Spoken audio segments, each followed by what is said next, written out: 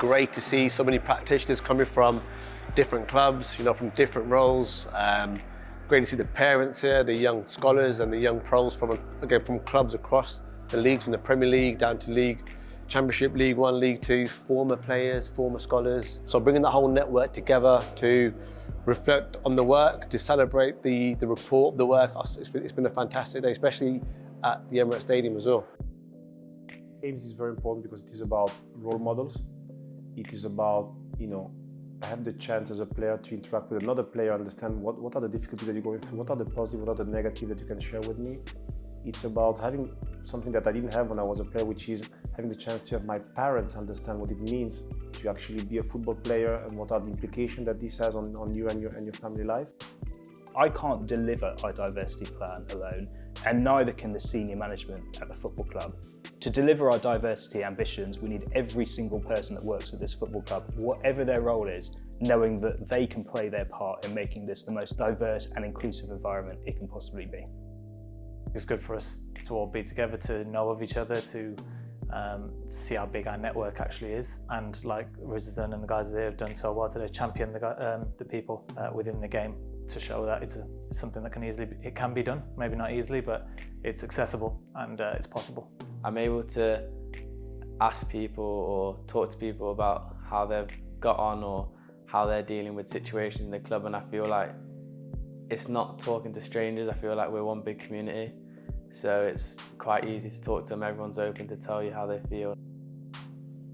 Football has that power to bring people together. I've been doing this work now, especially with the PFA, for the last 4 or 5 years, and I've seen a real buy-in from all the clubs. Every club I've been to, clubs want to be doing the work. Some will talk about it, but some would do it. And with Arsenal, the work that we've done to date, with the Hale End event in May, now this one, it shows that the club got a real passion to see change, and to drive that change, you need buy-in from the top, and we've had that right from the top. With Vin, I've been here today, Lee Heron, Per Mertesacker, and all the staff shows that with the right mindset and the right alignment, we can achieve success and have meaningful change. The core reason at Arsenal that we believe diversity is important is we operate in an extraordinarily competitive industry. And for us to be the absolute best we can possibly be, we need to be a diverse organisation, because there are thousands of empirical studies which prove that diverse organisations perform better. So the core reason around diversity is to give ourselves the best chance to be successful in achieving our aims and achieving our vision. I think it's key for the club to buy into what you do, because ultimately we take care of the player side, but ultimately those players are in an environment. And I think to have the right environment for you to flourish is absolutely key. I think Arsenal is a good example of that, how they've been supportive with the initiative, how they bought into the initiative, and how they've understood that for you as a club to be relatable and to look and feel like your fan base and your community is super important. So I think it serves the purpose for the club. I think it's a great opportunity for the players as well, and I think we've been working nicely together to make this happen.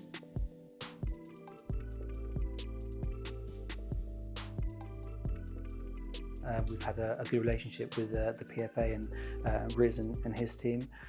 We've got people from different parts of our club who have been involved, from players to coaching staff to medical and sports science staff as well. And so the relationship has developed over time, but it's been quite natural.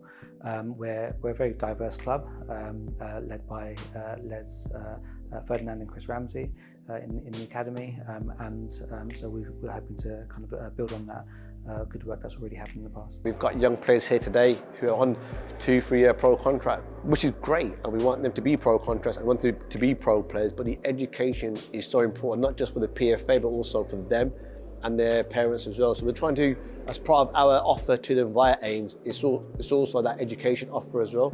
So just to let them know that they can do different courses through us. It's important that they get their BTEC, it's important that they complete their A-levels. Riz is very proactive, very approachable, and makes it quite easy to find different contacts within the game. I think the support mechanisms he gives to players, and the PFA generally give to players, is brilliant, in order not just when they're in the game, but also for opportunities for when they come out of the game.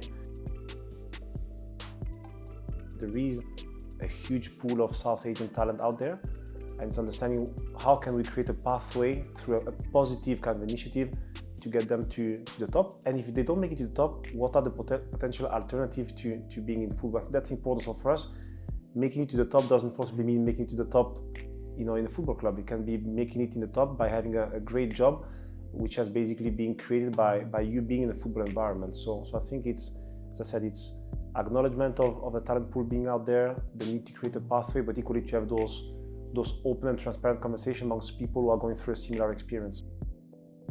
Football clubs are increasingly diverse organisations, so don't be put off. And they're diverse in two ways. They're diverse in the type of people that we attract and their backgrounds, but they're also diverse in terms of the myriad of different roles that are required to make us achieve our primary aim, which is to be successful on the pitch. And that could be working in retail, it could be working in security, it could be being a member of ground staff, it could be being a nutritionist. The list goes on. There's so many skill sets that are required to make a football club what it is. So people should not be put off. They should recognise that football clubs are diverse and increasingly inclusive environments, and they should also recognise that there's a wide myriad of roles that are required to make a football club work.